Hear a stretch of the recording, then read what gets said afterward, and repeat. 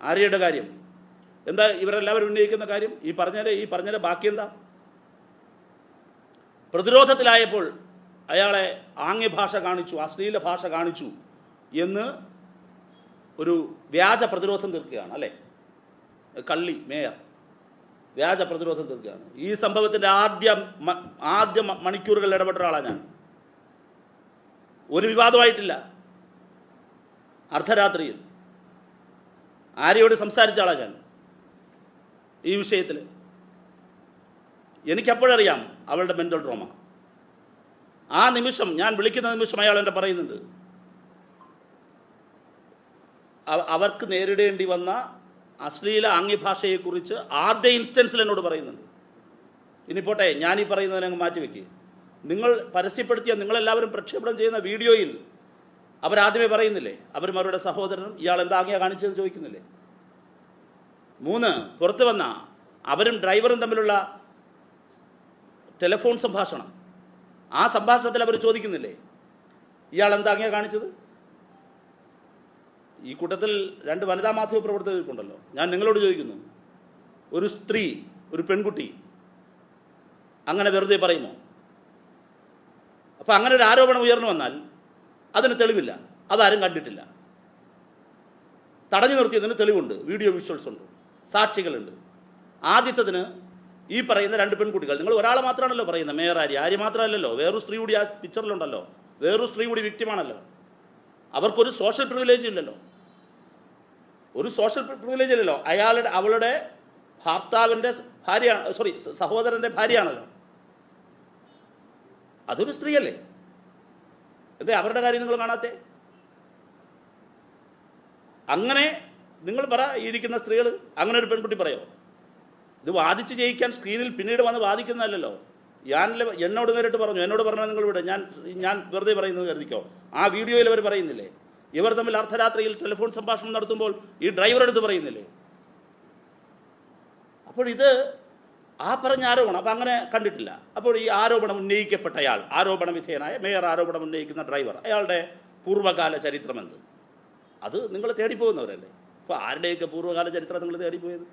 ആർഷോ ജനിച്ചപ്പോൾ മുതൽ നഴ്സറി സ്കൂളിൽ ആരെയോ പിച്ചത് മുതലുള്ള ചരിത്രം എടുത്ത് പോയവരല്ലേ നിങ്ങൾ? എന്തേ ഈ ഡ്രൈവറുടെ മാത്രം പൂർവ്വചരിത്രം എടുത്ത് നിങ്ങൾ പോയില്ല, യാത്ര ചെയ്തില്ല? എന്തേ പോയില്ല? അദ്ദേഹത്തിൻ്റെ പേര് ഞാൻ പറയാൻ ഉദ്ദേശിക്കുന്നില്ല. കാരണം ഞങ്ങൾ മാത്രമല്ല, കേരളത്തിലെ ഇപ്പോൾ ഒരു ചാനലൊഴികെ ബാക്കി എല്ലാ ചാനലുകളും തന്നെയും ബഹിഷ്കരിച്ച് കളഞ്ഞ ഒരു മാധ്യമ വിശാരദനുണ്ടല്ലോ, നിരീക്ഷക ബുദ്ധിജീവി. പേര് ഞാൻ പറയാൻ ഉദ്ദേശിക്കുന്നില്ല ബോധപൂർവ്വം. ആ പേര് പറഞ്ഞ എൻ്റെ നാവ് അശുദ്ധാക്കാൻ ഞാൻ ഉദ്ദേശിക്കുന്നില്ല. പെട്ടെന്ന് നിങ്ങൾക്ക് ആളെ കിട്ടും ഇത്രയും പറഞ്ഞപ്പോൾ തന്നെ.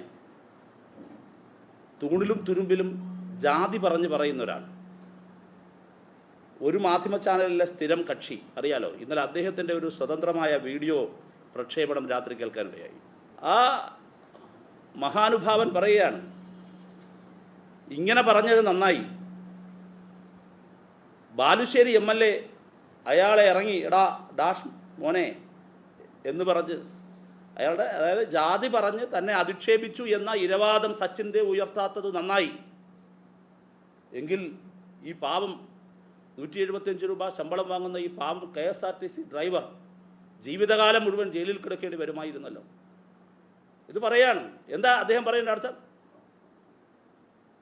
കേരളത്തിലെ ദളിതരായ മനുഷ്യരെല്ലാം, എന്നിട്ട് പറയാണ്, അല്ല ഒരു പേരോട് കൂട്ടിച്ചേർക്കുന്നുണ്ടല്ലോ, ശ്രീനിജൻ്റെ ക്ലാസ് കൂടി കിട്ടിയിട്ട് സച്ചിൻ ദേവ് അത് പറയാതിരുന്നത് നന്നായി.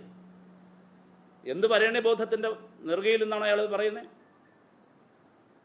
ഇത് പബ്ലിക് ഡൊമൈനിലുള്ളതല്ലേ? എന്തേ കേരളത്തിലെ നിങ്ങൾക്കൊരു മാധ്യമങ്ങൾക്കും ഇത് ഒരു തെറ്റാണ്, അഭംഗിയാണെന്ന് തോന്നിയില്ല? ഇത് അരുതാത്തതാണ്, ഇത് ശരിയായ നിലപാടല്ല എന്ന് പറയാൻ കേരളത്തിലെ ഒരു മാധ്യമങ്ങൾക്കും എന്ത് തോന്നുന്നില്ല? എന്ത് വിവരക്കേടും വിളിച്ച് പറയാമെന്നാണോ കേരളത്തിൽ? അങ്ങനെയുള്ളവരെയാണല്ലോ വൈകുന്നേരമാകുമ്പോൾ ചെമ്പട്ട് കൊടുത്ത് കൊണ്ടുവന്നിരുത്തി ചില ആളുകൾ ഉറഞ്ഞു തുള്ളിപ്പിക്കുന്നത്. ഏത് മാധ്യമമാണെന്ന് ഞാൻ പറയണ്ടല്ലോ.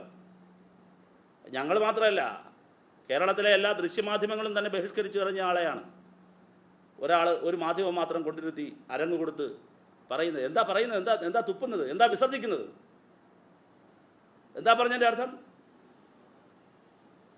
എന്തേ ബാലുശ്ശേരി MLAക്ക് അഭിമാനത്തോടെ ജീവിക്കാൻ അവകാശമില്ലേ?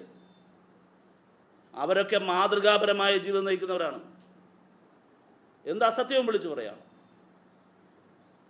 ഇപ്പോൾ ഏത് തരംതാണ രീതിയിലും ഇടതുപക്ഷത്തു നിന്ന് ഉയർന്നു വരുന്ന വനിതകളെ, യുവാക്കളെ, യുവതികളെ അങ്ങ് സൈബർ ലിഞ്ചിങ് നടത്തി, ആൾക്കൂട്ടാക്രമണം സൈബർ ഇടത്തിൽ നടത്തി അങ്ങ് ഇല്ലാതാക്കി കളയാം. ഇങ്ങനെ കുറേ പേര് വട്ടം ചുറ്റി എന്ന് പറഞ്ഞ് അങ്ങ് ഇല്ലാതാക്കി കളയാൻ പറ്റുന്നതാണ് എന്ന തെറ്റായ ധാരണയൊന്നും ഒരാൾക്കും വേണ്ട. അത് ഒരു മാധ്യമത്തിനും വേണ്ട, ഒരു മാധ്യമ വിശാരദനും വേണ്ട. ഈ സൈബർ ലിഞ്ചിങ്ങിന് വേണ്ടി ചെലവും കൊടുത്ത ആളുകളെ പോറ്റി വളർത്തുന്ന ഒരു കോൺഗ്രസ് നേതാവിനും വേണ്ട.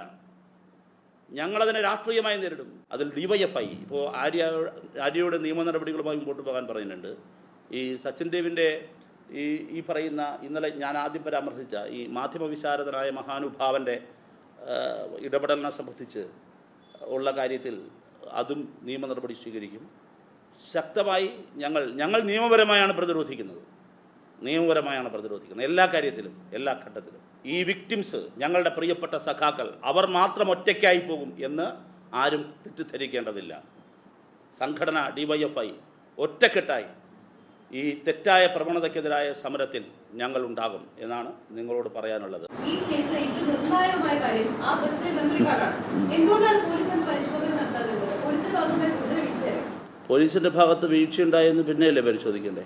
അല്ല, ഇത്ര ഗുരുതരമായ ആരോപണം, ലൈംഗിക ചേഷ്ട കാണിച്ചുള്ള ആരോപണം മേയർ ആ ദിവസം തന്നെ ഉന്നയിക്കുന്നുണ്ട്. അതെ, സ്വാഭാവികമായും അങ്ങനെ വന്നിട്ടുണ്ടെങ്കിൽ ആ ബസ് അങ്ങനെ പരിശോധനയ്ക്ക് വിധേയമാക്കണത് എന്തുകൊണ്ടാണ് 4 ദിവസം വൈകി ആ മെമ്മറി കാർഡ് മിസ്സാകുന്നവരെ കാത്തിരിക്കുന്നത്? ചോദിച്ചു കഴിഞ്ഞോ? ഇനി ഇടയ്ക്ക് ഇടപെടരുത്. ഈ ചോദ്യം നിങ്ങളെന്താ ഇന്നലെ വരെ ചോദിക്കാത്ത? അല്ല, പറയട്ടെ.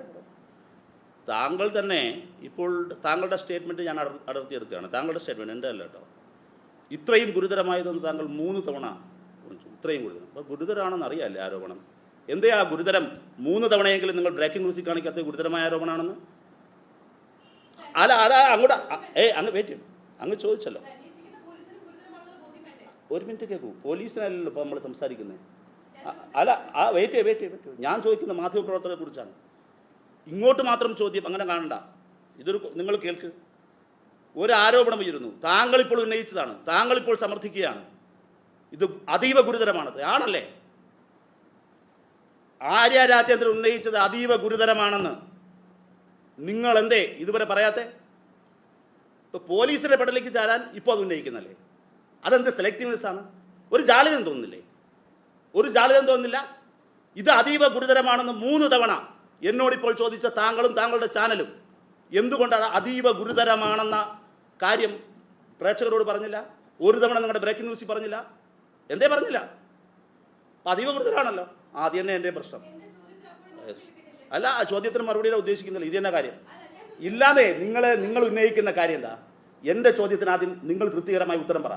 അതീവ ഗുരുതരമാണെന്ന് നിങ്ങൾ തന്നെ സമ്മതിക്കുന്ന 3 തവണ ഇപ്പോൾ നിങ്ങൾ ആവർത്തിച്ച് എന്നോട് പറഞ്ഞ അതീവ ഗുരുതരമായ കാര്യം, ആ അതീവ ഗുരുതരമാണെന്ന വിഷയം എന്തുകൊണ്ട് പറഞ്ഞില്ല എന്നുള്ളതാണ് എൻ്റെ വാർത്താ സമ്മേളനത്തിൻ്റെ കാരണം. റിപ്പോർട്ട് ചെയ്തു അല്ലേ? അത് അതീവ ഗുരുതരമാണെന്ന് പറഞ്ഞോ? നിങ്ങൾ അതീവ ഗുരുതരമായി പറഞ്ഞെന്താ? സീബ്ര ലൈൻ ക്രോസ് ചെയ്ത് വാഹനം നിർത്തി, അതാണ് നിങ്ങളുടെ അതീവ ഗുരുതരം. അതെ, മേയർ പറഞ്ഞ പരാതി നിങ്ങൾ റിപ്പോർട്ട് ചെയ്യുന്നുണ്ട്. ഒരു തർക്കമില്ല. നിങ്ങൾ റിപ്പോർട്ട് ഇല്ലാന്നൊരു കേസ് എനിക്കില്ലല്ലോ, ഇല്ലാന്നൊരു കേസ് ഞാൻ ഉന്നയിച്ചില്ലല്ലോ. എൻ്റെ ചോദ്യം, ഇതിൽ ആദ്യം ഒരു പെൺകുട്ടി വളരെ ആപൽക്കരമാം വിധം അശ്ലീല ആംഗ്യത്തിന് വിധേയമായി എന്ന് പറയുമ്പോൾ അവർ അത് പറയുന്നത് എന്താ, പ്രതിരോധത്തിലായവർ പിടിച്ചു നിൽക്കാൻ പറയുന്ന നുണയെന്നാണ് നിങ്ങളുടെ ചാനലുകൾ പ്രചരിപ്പിക്കുന്നത്.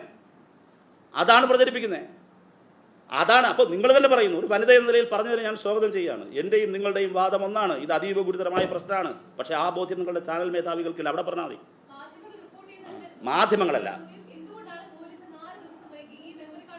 നിങ്ങൾ കേൾക്കൂ. നിങ്ങൾ പോലീസ് എന്തുകൊണ്ട് വൈകി എന്ന് പറയുന്ന കാര്യം നമുക്ക് രണ്ടാമതെടുക്കാം. പോലീസിനോടാണല്ലോ ചോദിക്കേണ്ടത്. നിങ്ങൾ സിറ്റി പോലീസ് കമ്മീഷണറോ DCPയോ അല്ലെങ്കിൽ ഇത് സംബന്ധിച്ച് അന്വേഷണ ഉദ്യോഗസ്ഥരോ നിങ്ങൾ മാധ്യമങ്ങളെ കാണുമ്പോൾ നിങ്ങളത് ചോദിക്കും.